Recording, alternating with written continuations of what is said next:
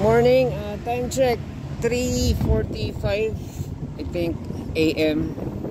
Bibili lang ako ng baboy. Syempre side mirror bagong install, motor bagong linis. I-align ko lang yung side mirror, nakaturo para sa sahig. Kailangan pantay siya, pantay sa pagkakatayo mo. Yan. Di kayo maniwala, naka full gear ako. Bibili lang ng ng baboy. Hindi na makalayuan yung bilihan ko dito. Tingnan natin kung ilang kilometers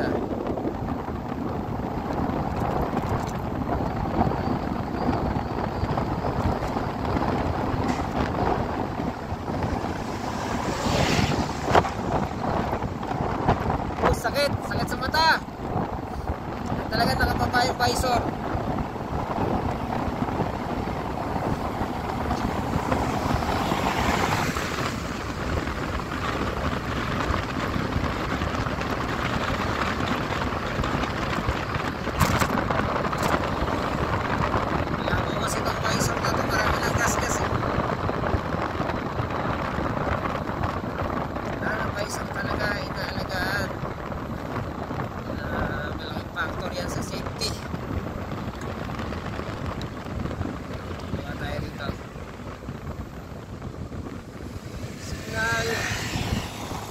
Light. Grabe, tuloy ng jeep na yun Yung hampas lang ng hangin niya, mahagigis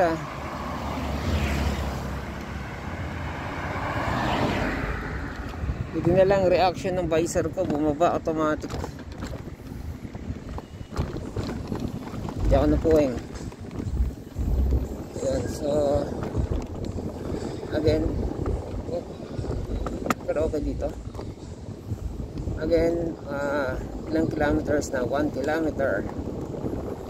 Hindi ganun ka-accurate ang kilometer reading nito, pero sa wala. Kilometer reading nito, I think nakabase sa revolution ng gulong.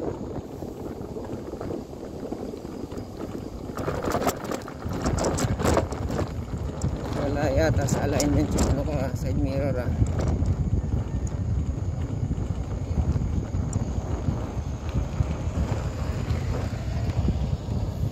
Medyo weird kasi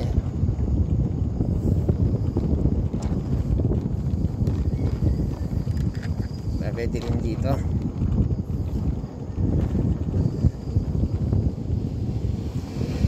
Itong keso, yung bike ko, ang gamit ko, marami akong ilaw sa bike.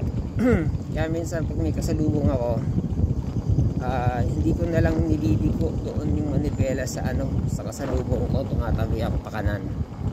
Kasi alam ko na mataas kasi yung mounting ng ilaw sa bike. So pag malakas pa yon, mataas na malakas pa, kahit nakaturo siya sa baba, yung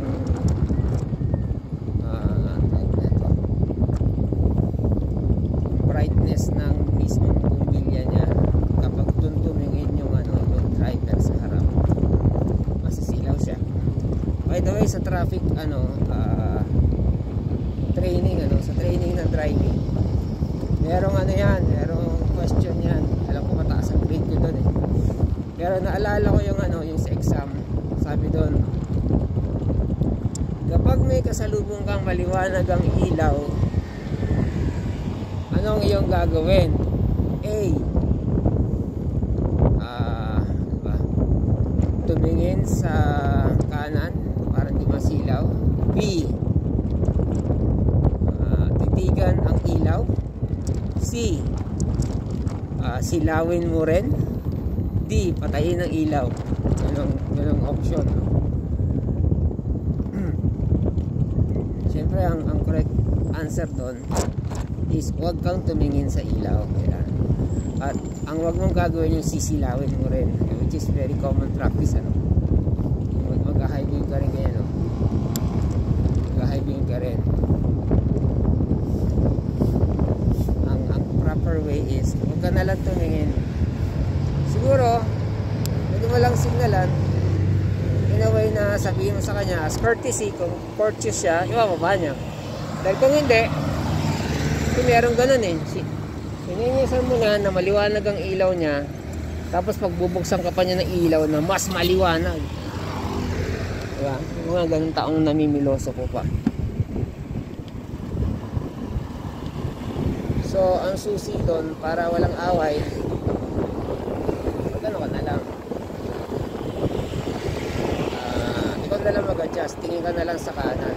After all, kanan naman yung ano mo, kanan naman yung iyong kalsada, di ba? Baba ko yung visor ko. Mahirap talaga nung may visor pa. Iikot yung ano, iikot yung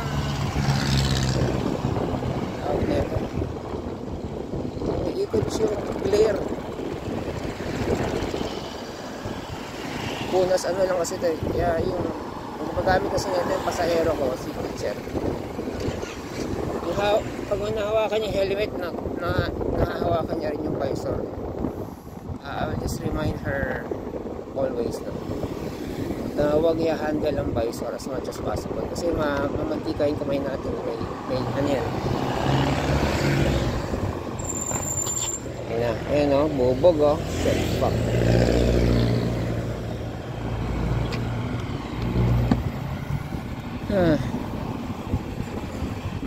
Maano na yung pawis ng palad natin, may ano yan, may samang oil yan, kaya avoid touching yung visor ba sinasabi ko? Yung ano pala, yung hindi visor, yung face shield o ano ba, hindi naka-plastic na cover sa salamin, hindi naka-salamin yan, ano naman tawag doon. Hindi visor yung para sa silaw pala ng araw yun. Yun na yung karne.